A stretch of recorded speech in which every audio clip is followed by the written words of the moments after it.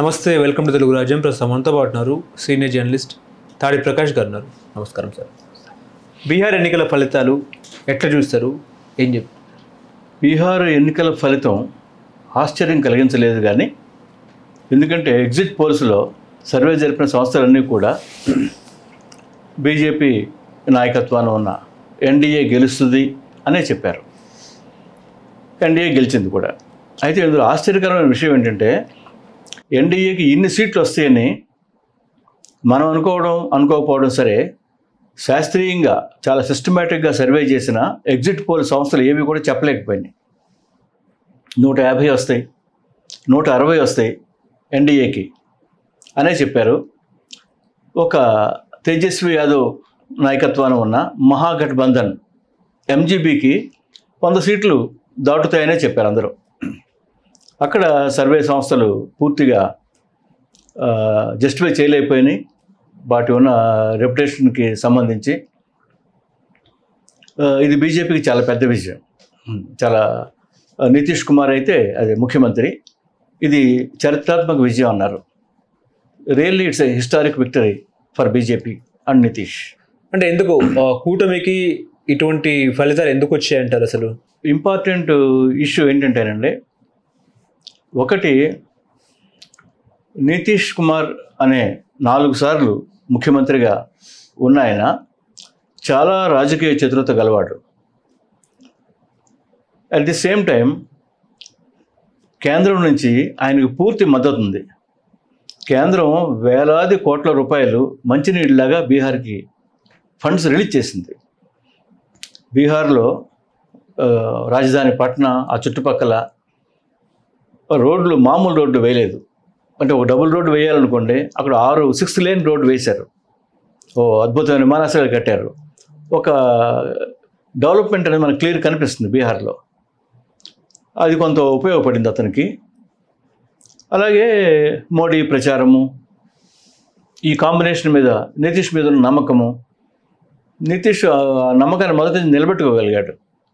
అయితే ఇందులో మా ఆశ్చర్యపోవాల్సిన విషయం ఏంటంటే, అతి ముఖ్యమైన కంటెండరు తేజస్వి యాదవ్, లాలూ ప్రసాద్ యాదవ్ కొడుకు, భవిష్యత్తు ముఖ్యమంత్రిగా, బీసీల పేద జనం ఆశాజ్యోతిగా, ఒక గొప్ప స్ట్రాంగ్ యువ నాయకుడిగా పేరు పొందిన తేజస్వి ఇంత ఘోరమైన ఓటమిని చూస్తాడని ఎవరు అనుకోలే. ఇది చాలా పెద్ద డిఫీట్ వాళ్ళకి. ఓవరాల్గా మహాగఠబంధన్కి ఇట్స్ ఏ రిసౌండింగ్ డిఫీట్. అంటే కూటమి యొక్క మేనిఫెస్టో కూడా వాళ్ళు నమ్మలేదంటారా? నమ్మకపోవడం కాదు, బీజేపీని ఎక్కువ నమ్మారు. నితీష్ని విశ్వసించారు అతన్ని, లేదా అతని సమర్థత అది. ఇప్పుడు తేజస్వి యాదవ్ ఏమో నన్ను ముఖ్యమంత్రిని చేస్తే ఇంటికో ఉద్యోగం అన్నారు, ఆ తర్వాత 200 యూనిట్ల కరెంట్ ఫ్రీ అన్నారు. అదే రీతిలో ఏంటంటే ఫ్రీ బస్ అన్నట్టు కూడా ఒక రకంగా ఆయన చెప్పారు. ఈ హామీలన్నీ ఇచ్చినా, అంటే తెలంగాణలో ఏదైతే 6 గ్యారెంటీలు ఇచ్చారో అదే తరహా గ్యారెంటీలు ఇచ్చినా కూడా పబ్లిక్ ఎందుకు మహాగఠబంధన్ వైపు మొగ్గు చూపలేదు? అదే, ఒకటి, ఒక స్టేట్కి మరో స్టేట్కి ఒక ప్రత్యేకమైన పరిస్థితులు ఉంటాయి, ప్రత్యేకమైన రాజకీయాలు ఉంటాయి, వాటి ఇంపాక్ట్ ఉంటుంది జనం మీద. హామీలు ఇవ్వటం అనేది అన్ని ఎన్నికల్లో అన్ని పార్టీలు చేస్తాయి. ఇప్పుడు హామీలు తేజస్వి యాదవ్ కాదు కదా, ముఖ్యమంత్రి కూడా ఇచ్చాడు కదా, నితీష్ కూడా, ప్రధాని నరేంద్ర మోడీ కూడా హామీలు ఇచ్చాడు కదా. కనుక ఓటు అనేది డివైడ్ అయింది. అయితే వీళ్ళకి పనిచేస్తుంది ఏంటంటే, ఎంఐఎం పోటీ చేయడం ఒకటి బీజేపీకి అనుకూలంగా ఉంది. ఎంఐఎం అంతకుముందు 5 సీట్లు ఉండేవి, ఇప్పుడు దాదాపు 6 సీట్లు గెలిచింది, తన బలాన్ని పెంచుకుంది. అట్ ది సేమ్ టైం కాంగ్రెస్కి, తేజస్వి యాదవ్ కూటమికి ఓట్లు వెళ్లకుండా అడ్డుపడింది. కానీ ఇప్పుడు రాహుల్ గాంధీ ప్రచారం చేసిన అన్ని స్థానాలు కూడా ఓడిపోయిన పరిస్థితి, అసలు ఒక్క సీట్ కూడా రాలేదు. ఎందుకంటారు అసలు? అంటే ఇది ఒక రాహుల్ గాంధీ, ఒక తేజస్వి యాదవ్ అని కాదండి. ఓటింగ్ ప్యాటర్న్ మనం చూసినప్పుడు ఈ పొద్దు నుంచి ఫలితాలు వస్తున్నాయి కదా, ఓవరాల్గా ఒక స్వీప్ ఉంటుంది. స్వీప్ అన్నప్పుడు వాళ్ళు వీళ్ళు అన్నది 200 సీట్లు దాటిపోయినాయి ఎన్డీఏకి. కానీ ఆ స్వీప్ ఉన్నప్పుడు ఎవరు ప్రచారం ఏమిటి అనేది ఉండదు. ఎందుకంటే ఎన్టీ రామారావు ఓడిపోయాడు ఈ దేశంలో, ఇందిరాగాంధీ ఓడిపోయింది. అది ఒక స్వీప్ ఉన్నప్పుడు, అంటే ఒక గాలి అంటాం కదా, పలానా గాలి ఉంది అన్నప్పుడు వాళ్ళు వీళ్ళని కాకుండా ఎవరైనా ఓడిపోవడం సహజం మన ఎన్నికల్లో. కానీ బీహార్ ప్రజలు ఇప్పుడు కాంగ్రెస్ పార్టీ ఎప్పటి నుంచో ఆరోపణలు చేస్తుంది ఏంటంటే బీజేపీ ఓట్ చోరీ చేస్తుంది అన్నట్టు కూడా బలంగా ఆరోపణలు చేసింది. ఆ ఆరోపణని కూడా ప్రజలు విశ్వసించలేదా అనేది కూడా ఒక ప్రశ్న వస్తుంది. దానికి ఏం చెప్తారు? ఇది చాలా ఇంపార్టెంట్ ఇష్యూ. ఇది ఓట్ చోరీ అనేది నేను పర్సనల్గా జరిగిందని అనుకుంటున్నాను. ఎందుకంటే ఎలక్షన్ కమిషను బీహార్లో మొత్తం ఓటర్లు 7,42,00,000 అని ప్రకటించింది. క్లియర్గా 7,42,00,000. పోలింగ్ అయిన తర్వాత పోలైన ఓట్లు 7,45,00,000 అని చెప్పింది అదే ఎలక్షన్ కమిషన్. ఆ 3 లక్షల ఓట్లు ఎక్స్ట్రా ఎక్కడి నుంచి వచ్చాయి? కనుక మన ఎలక్షన్లో ఉండే అక్రమాలు, అవకతవకలు మనకు తెలిసినవే అవి. ఎందుకంటే ఎలక్షన్ కమిషను కేంద్ర ప్రభుత్వం యొక్క జేబు సంస్థలాగా బిహేవ్ చేయడం మనం చూసాం. దానివల్ల ఇలా జరిగినాయి, అవకతవకలు జరిగాయి. దొంగ ఓట్లు చాలా కామన్ మన ఇండియన్ డెమోక్రసీలో. ఓట్ చోరీ అయితే జరిగింది. అంటే ఓటర్ల జాబితా సవరణ అనే పేరు మీద 65 లక్షల ఓట్లు గల్లంతైనాయి అని బీహార్ అపోజిషన్ గగ్గోలు పెట్టింది. No one cares. That is major issue. మీరు చెప్పింది నిజంగా జరిగిందంటారు? ఇప్పటికీ జరిగిందని నేను గట్టిగా నమ్ముతున్నాను. జరగకుండా మన ఎలక్షన్స్ ఉండవు. ఇవాళ కొత్తగా ఏదో బీహార్లో కాదు, ఒక యూపీలో జరిగినా, ఇంకొక రాజస్థాన్లో జరిగినా సరే మన ప్రజాస్వామ్యం కొద్దో మేర దొంగ ప్రజాస్వామ్యం మనం ఒప్పుకోవాల్సిందే. డైరెక్ట్గా చీరలు పంచి, డబ్బు పంచి, గిఫ్ట్లు ఇచ్చి అన్నీ చేస్తున్నప్పుడు ఎలక్షన్ కమిషన్ ఏం చేస్తుంది? చూస్తుంది కదా. ఓపెన్గానే చాలా పెద్ద రహస్యంగా ఏం చేయట్లేదు. అయినా కాంగ్రెస్ వ్యాఖ్యలు నమ్మలేదు అనేది కూడా చర్చ నడుస్తుంది కదా. నేను అదే అంటున్నాను. కాంగ్రెస్ని నమ్మలేదు అనేది పక్కన పెట్టి వాళ్ళు నితీష్ కుమార్ మాట నమ్మారు, లేదా మోడీని విశ్వసించారు. ఇప్పటికి కూడా ఇప్పుడు జంజీ వస్తుంది, ఏఐ యుగంలో కూడా ఒక కురవృద్ధుని ఎట్లా సీఎం చేస్తారన్నది కూడా వస్తుంది కదా. జనాలకు సంబంధించి మనం అది చెప్పలేం. వాడు యువకుడా కురువృద్ధుడా అని కాకుండా వాడు ఎంత క్రెడిబిలిటీని కలిగి ఉన్నాడు, జనం నుంచి అతను ఎంతగా నమ్ముతున్నారు, లేదా ఎంత ఇష్టపడుతున్నారు, లేదా అతను కొన్ని మంచి పనులైనా చేశాడా, జనానికి కొన్ని సత్ఫలితాలను అందాయా అనేది ఇష్యూ. ఇప్పుడు ఓవరాల్గా రేపు పశ్చిమ బెంగాల్ ఎన్నికలు కూడా ఉన్నాయి, అస్సాం ఉంది, యూపీ ఉంది. ఇదే తరహా రిపీట్ అవుతుందా? ఎట్లా?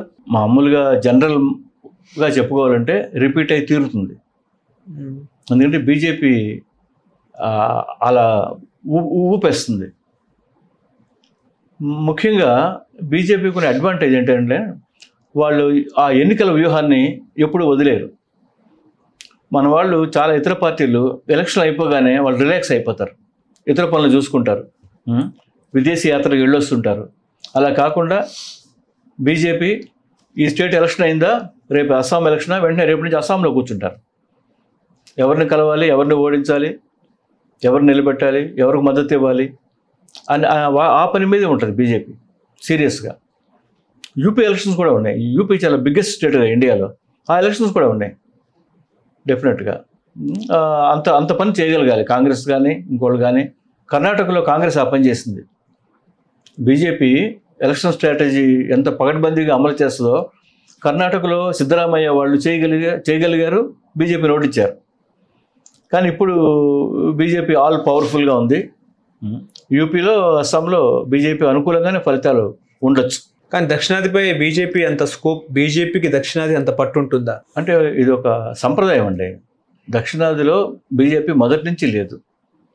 తెలంగాణలో కొద్దిగా ఉంది కానీ పార్టీగా, అధికారంలో అయితే లేదు. ఆంధ్రప్రదేశ్లో లేదు, కర్ణాటకలో, తమిళనాడులో లేదు, కేరళలో లేదు. కర్ణాటకలో కొద్ది కాలం ఉండింది. మనకు ఆ ట్రెడిషన్ లేదు కేరళలో. ఎందుకంటే మనది ఎక్కువగా కమ్యూనిస్ట్ ఉద్యమాలు నడిచిన ప్రాంతం తెలంగాణ కానీ ఆంధ్రప్రదేశ్ కానీ. నక్సలైట్ ఉద్యమము, విప్లవ ఉద్యమము, సిపిఐ వాళ్ళు, సిపిఎం వాళ్ళు కమ్యూనిస్టులకి బాగా పలుకుబడి ఉన్న రాష్ట్రాలు ఇవి. గతంలో 1950s నుంచి కూడా ఆ సంప్రదాయం వల్ల కూడా మన వాళ్ళు బీజేపీ, ఆర్ఎస్ఎస్ వైపు మొగ్గు చూపడం బాగా తక్కువ. తెలంగాణలో అసలు ఆ ఊసే లేదు. లేదని కాదు, తెలంగాణలో ఒక ఛాన్స్ ఉంటుంది. ఎలా ఉంటుందంటే వయా సెంటర్ ఏదైనా ఒక మేజర్ పొలిటికల్ డెవలప్మెంట్ జరిగినప్పుడు బీజేపీ దానికి అడ్వాంటేజ్గా మలుచుకోగలదు. అలా ఒక అవకాశం ఉంటుంది, లేకుండా పోదు. తన మైనారిటీలో ఉన్న పార్టీ అది మెజారిటీలోకి మార్చుకోగలదు, లేదా ఎవరితోనైనా కలవగలదు, ఏ పార్టీతోనైనా కలవగలదు. వాళ్ళు ఇంత ముస్లిమ్స్ వ్యతిరేకత మాట్లాడే పార్టీ, ముస్లిమ్స్ని ఈ దేశం నుంచి వెళ్ళగొట్టండి అని చెప్పే పార్టీ ముస్లిమ్స్తోనే పొత్తు పెట్టుకుంటుంది. బీజేపీ వాళ్ళు ఏం చేయడానికన్నా సమర్థులు వాళ్ళు. ఇంకోవైపు ఏంటంటే ఢిల్లీ పేలుడు ఘటన, అది కూడా కొంచెం బీజేపీ ప్లస్ పాయింట్ అనుకోవచ్చా అనే అంటున్నారు అందరూ కూడా. ప్రతి ఎలక్షన్కి ముందు ఒక పేలుడు ఎందుకు జరుగుద్ది అని అడుగుతున్నారు. కైండ్ ఆఫ్ ఎలక్షన్ స్ట్రాటజీ కావచ్చు అది కూడా, చెప్పలేము. ఎందుకంటే అది చాలా పెద్ద బ్లాస్ట్ అది. అందరూ ప్రొఫెసర్లు, డాక్టర్స్ ఇన్వాల్వ్ అయ్యారు. ఒక 5-6 ఉన్నారు. వాళ్ళు బాగా వెల్ ఎడ్యుకేటెడ్ వాళ్ళు స్లీపర్ సెల్స్గా ఉండటం అనేది మేజర్ ఈవెంట్. ఒక 3000 కిలోల ఎక్స్ప్లోజివ్స్ దొరికాయి. ఊరికనే చేశారని కూడా మనం ఆరోపించలేం బీజేపీ మీద. అట్లా ఆరోపించలేము, కానీ ఒకవైపు ఇంకొక అలా జరుగుతుంది. సోషల్ మీడియాలో ఏంటంటే ఆ రకంగా అది అనుమానిస్తున్నారు, సస్పెషన్ అయితే ఉంది. ఒకవైపు పేలుడు, ఇంకోవైపు బీహార్. అదే రేపు పోలింగ్ అని కానీ ఇవాళ ఎందుకు పేలుడు జరుగుతుంది అనేది ఎప్పుడు వస్తుంది కదా. అంటే కొంతమంది మాట్లాడుతున్నారు, నిజమని కాదు కానీ ఒక అపోహ ఉంది అంతే. అపోహ అయితే ఉంది, you are right. Hello, Telugu Rajyam channel చూస్తున్నారా? సామాజిక, రాజకీయ, జీవన చిత్రణే తెలుగు రాజ్యం. అతిశయోక్తులు, అసత్యాలు ఉండవు. రాజకీయ కోణం కాదు, ప్రజా కోణమే కొలబద్ద. తెలుగు రాజ్యం వీక్షణ మీ ఉత్తమ అభిరుచికి నిదర్శనం.